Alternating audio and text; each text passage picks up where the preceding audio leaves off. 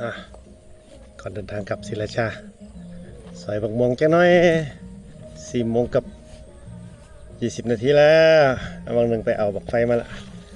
นี่ม่วงยกคู่สะฝนตกลงมากะชุ่มฉ่ำอันนั้นโชคอันนั้นกล้วยน้ำว่าได้สางออกโล่งขึ้นแล้ว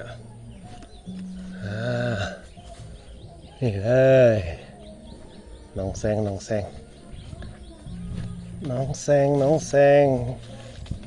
ฟ้าลั่นมุมพุ่นต้นยางกับหญ้าตึ๊บเลย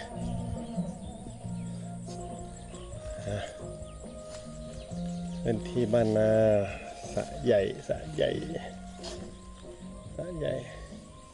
โอ้นึกว่าลูกเสือกลับแล้วมาท่านได้ซื้อสปอนเซอร์ให้กินเลยจังหน่อยดอกม่วงน้องแซงเขาจะว่าต้นทางเขามาจากสระบุรีหมดอำเภอหนองแซงหมด